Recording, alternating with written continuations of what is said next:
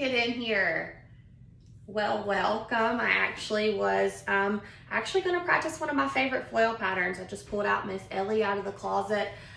Getting a little bored in the house, and I'm in the house bored. So I figured that I would practice up on some skills that we practice in Ulta Academy. So I want to take you through one of my favorite foil patterns if you guys would like to join. This is a foil pattern that I do almost every single day that I'm in the salon behind the chair. If you ask the people that work with me in the salon, they would say that they see it quite often. And I'll tell you why, several reasons. When I first graduated hair school, I hated doing full foils because it took me so long and there were so many foils that had to be packed in the hair. And, you know, I only knew one foil pattern, kind of talked about that last week. And so building up on that, I learned that, you know, working smarter, not harder, is really the key to being successful, being behind the chair, because we all know that time is money and money is time. So how can we work more effectively and still give the best results? So this is a foil pattern that'll get you there for that one reason. For the second reason, it's a really great foil pattern to use in between your balayages. So if you need a foil to go in and kind of break that up, diffuse that line, this is a really great one for that. So it's super simple sectioning, just 5 sections. So you'll see that I have her from ear to ear all the way across. And then I split right behind the ear in that section. And then on the top, from the corner of her eyes all the way up, I have a little square that goes to her drop back of her little bit of her crown. So you do want to get a little bit of that back. And then from there, I have it just split down the middle. So down the middle, right behind the ear, and then a small square up top. So this sectioning is for a full foil. It would be a full head. But it's only going to be about 21 foils. So that's very small foils, but you're going to be so crazy of how impactful these foils are because of the placement that they've laid in. Now this would not be great for your candidate that wanted to be super saturated all the way through. This would be a very great for your candidate that wants to be dimensional, but still have some of her natural there, unless you're going to go throughout and balayage the ends like I said earlier. So if you guys would like to, I'm going to start in the back. I'm not going to do the full head, but I will. So we call this intersecting diagonals for a reason, because that's what we're going to do. So we're going to focus on our diagonal forwards and our diagonal backwards, and they're going to intersect each other at their cross points, and you'll see what I mean in just a second. So we know that diagonals create softness, movement, and illusion of roundness in the head. So we know that they are diffused the easiest when we use those as our line of placement.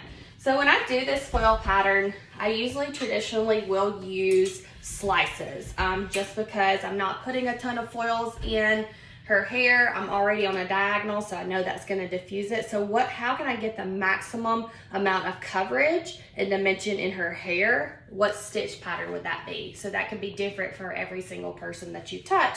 So, but for her today, I'm going to do slices. So you would start in the back of her head, on the right or left hand side, doesn't really matter, wherever you prefer.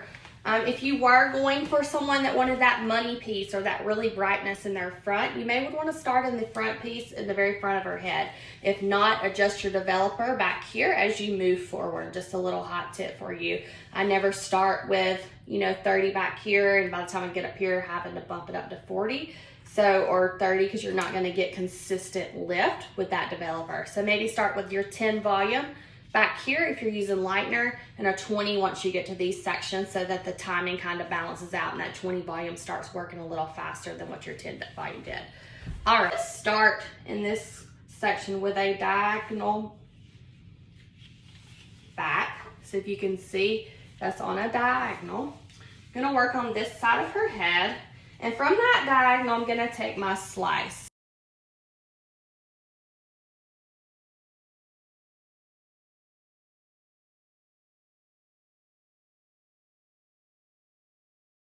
choose the amount of ease that you want to leave out. So that really just depends on what look you're going for. So am I just trying to create some type of dimension, a lot of dimension, subtle dimension? Am I just introducing her to color? Things like that are things you want to ask yourself. What's currently in her hair? What am I trying to blend, diffuse, or take out?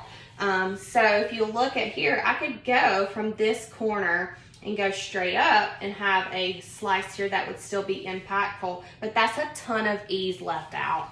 So what I like to do is I take my comb through the middle of this foil and I lay it this way, and that'll be my next diagonal. So here, middle, draw straight up, and then I drop that section down. So when this foil lays here, it's gonna intersect into the middle of my previous foil. So you can kind of see how much impact it's gonna make laying in the hair. Now, as we talked about, this would be a diagonal forward now, and you would see that this would still be diffused in this hair, because even though it's a slice, this hair and this hair are two totally different playing fields. So it's not gonna look like a solid sheet in her hair because it's laying on that diagonal. So I would take my slice in here,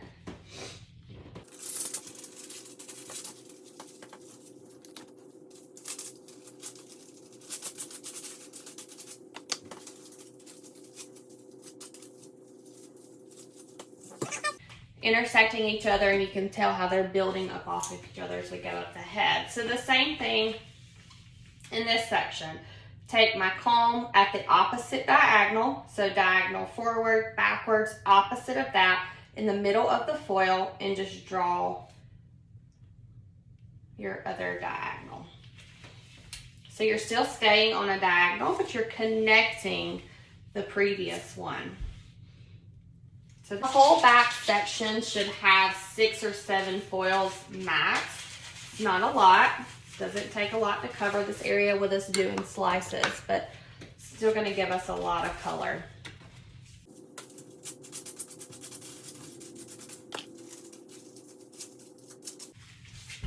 Last one I'm going to do in this section, just for demo purposes.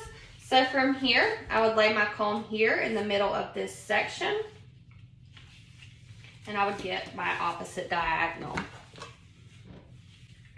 Take my slice from the top of that section. So be mindful that your slices are only 1/8 of an inch thick for many reasons. You don't want that chunky look, and probably not going to get a great amount of saturation if you are doing that chunky look. Want to make sure that you can see completely through, so that when you're applying that product, it's doing its job and getting from the front to the back. So horizontal strokes down, turn up to do vertical, so that you can push that product all the way through so it's penetrating both sides of the hair. You know, when you get to the end, you don't want to do swirly swirly, you just want to flip it up so that you can make sure you get that same amount of saturation.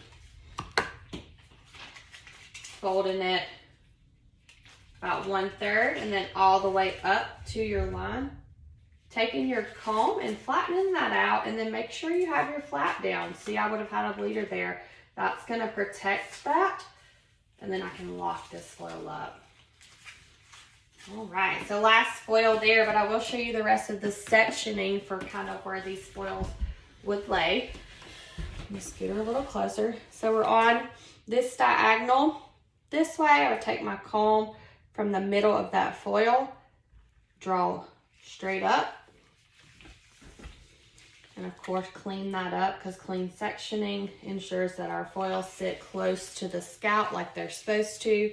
So then my next foil would lay here, intersecting to the middle of that foil. I would have a foil here, so I would go straight up through the middle of that. There would be my next foil, and then I would go diagonal through here, and that would be my next foil. Side section as you move, so you completed the back. You've had 1, 2, 3, 4. We did 5, 7 foils in that back section, as I said. And then here, you would move to the front. So back here, because if I look at her hairline, I would say that's most what mimics it. So a diagonal forward would lay this way, a diagonal back would lay this way, and that is what mimics her hairline. So that's the one that I would choose. And I would come in right here. There's my diagonal back, taking my slice.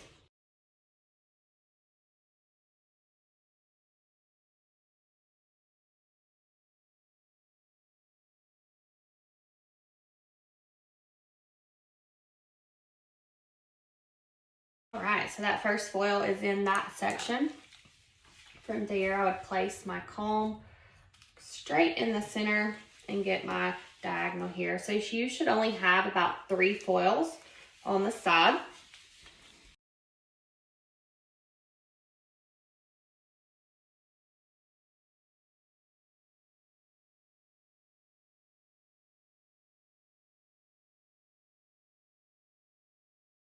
From there, I would put my comb in the center, and I would have another one right here.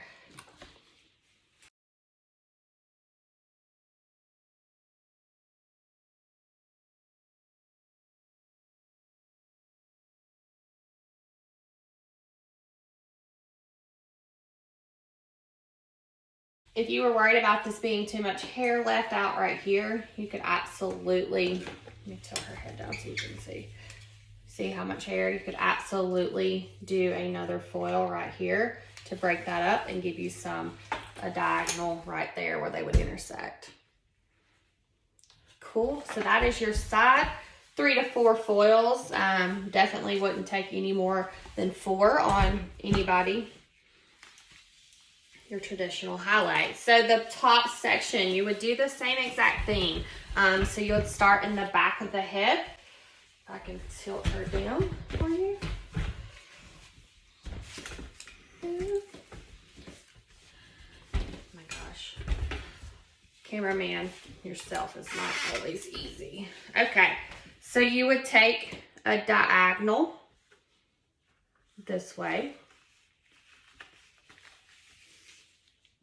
all the way across the section, and your foil would lay diagonal. So if you'll look, it doesn't quite look diagonal there, but if you lays just like this on her hair. Okay, so you would have a foil laying there. From there, you would come to the center of that foil, and you'd have, now I would take a smaller approach up here because this is usually your most impactful part. So my diagonals will get a little bit smaller. So then I have reverted the other way. From there, I am this way. I would go back this way.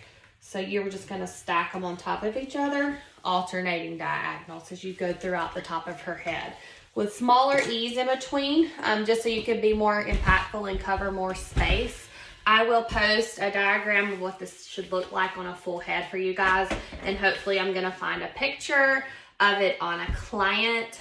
So thanks for joining Current Ulta Beauty babes. If you have a picture of doing this on a guest after attending Ulta Academy, drop it below so everybody else can see. And I hope you enjoyed. Thanks. Have a great day.